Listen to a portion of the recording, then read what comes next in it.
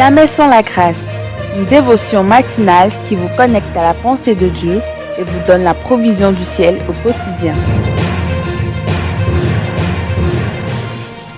Bonjour chers amis, chers internautes, nouvelle journée, nouvelle provision, bienvenue dans cette nouvelle dévotion et que Dieu vous bénisse Père. Nous te bénissons, merci pour ta parole, merci pour chaque jour que tu fais et aujourd'hui encore c'est un don venant de toi et tu nous précèdes dans cette journée et merci de nous donner les outils nécessaires pour qu'elle soit pour ta gloire au nom puissant de Jésus-Christ. Amen. Alors, chers amis, chers internautes, ce que je voulais aussi voir avec vous aujourd'hui et dans les jours à venir, c'est un passage que je suis en train de lire actuellement dans 2 Rois. En lisant, en parcourant un peu 2 Rois, vous savez, il est question de la ville de Samarie. Il est question de la ville de Samarie et dans le chapitre 6 et 7, nous voyons que cette ville était assiégée par l'ennemi et personne ne pouvait entrer dans cette ville et personne ne pouvait sortir. Donc cette ville est prise en otage quelque part. Et vous savez, parfois, en réfléchissant à cet état de siège, je me dis parfois c'est un peu nos vies également. Pourquoi? Parce que parfois, on ne sait pas pousser par quoi. On est fermé à toute forme d'édification. On ne pouvait rien recevoir ni de Dieu ni des hommes. Il suffit juste que quelqu'un soit gentil avec nous, qui nous donne une parole d'édification. On pense que c'est de la flatterie. On a de la peine à recevoir. Non seulement on a de la peine à en recevoir, mais malheureusement, on a de la peine à en donner également. Et notre vie chrétienne est prise dans cet état de siège quelque part. Non seulement rien de bon ne peut sortir de nous, mais malheureusement, on n'accepte non plus rien de bon. On devient subjectif. Et j'étais tellement touché quand je lisais ce passage. Mais vous savez, la bonne nouvelle, ce qui est extraordinaire, c'est de voir que dans cet état sans précédent, dans cet état de calamité, on va dire peut-être que le mot est trop fort, mais dans cet état de siège, qu'est-ce qui va se passer? Dieu, au travers de la bouche de son serviteur, va parler. Assez intéressant de voir que peu importe la situation, Dieu parle et il parlera toujours.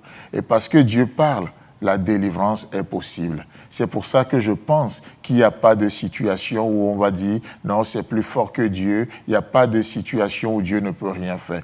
Dieu agit et il agira toujours. Ta situation, celle que tu traverses en ce moment, n'est pas une fin en soi. Cette situation n'est pas une fin en soi. Amen. Et là, dans 2 Rois chapitre 7, le premier verset, il est écrit « Et Élisée dit, écoutez la parole de l'Éternel. Ainsi parle l'Éternel, demain à cette heure, on aura une mesure de fleur de farine pour 1 cycle et 2 mesures d'orge pour 1 cycle à la porte de Samarie. » Waouh! Dans cette situation de siège qui va plonger la ville dans une famine sans précédent, Dieu annonce la délivrance. D'une manière inattendue, d'une manière inespérée, Dieu va surprendre le peuple et son roi. Et Dieu va annoncer que demain à cette même heure, on aura une mesure de fleur de farine pour 1 cycle et 2 mesures d'orge pour 1 cycle à la porte de Samarie. L'impensable se réalise. En d'autres termes, Dieu annonce la fin de cette calamité. Dieu annonce la fin de cette famine. Dieu annonce la fin de cette situation terrible. Et Dieu dit, la délivrance, c'est demain. C'est demain. La chose est tellement merveilleuse, tellement magnifique que l'officier qui était avec le roi a dû rigoler en regardant l'homme de Dieu et dit, mais qui est ce plaisantin-là? Est-ce que tu connais les enjeux politiques? Est-ce que tu sais ce qu'il faut pour passer de cet état de calamité à ce que tu es en train de dire là, de passer de la famine à l'abondance? Tu crois que ça se fait du jour au lendemain? Peut-être qu'il a étudié l'économie, il sait comment ça marche. Peut-être qu'il est compétent dans ce domaine, il ne se lève pas juste pour parler. Et peut-être qu'il a des preuves.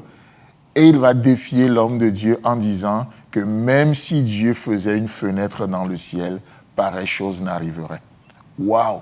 En d'autres termes, il est sûr de ce qu'il est en train de dire. Et là, la foi va venir défier son raisonnement en disant simplement, tu le verras de tes yeux, mais tu n'en mangeras point. Oh, quelle fin triste. Chers amis, chers internautes, Dieu le fera. Dis-moi juste Amen ce matin. Amen. Si vous avez aimé cette émission, parlez-en à vos amis. Parlez-leur du message de la grâce et de ce qu'il fait dans vos vies. Pour un sujet de prière, une question ou pour devenir partenaire, contactez-nous au 00229 94 75 80 20. Que Dieu vous bénisse et à la prochaine. En attendant, pensez avec Dieu.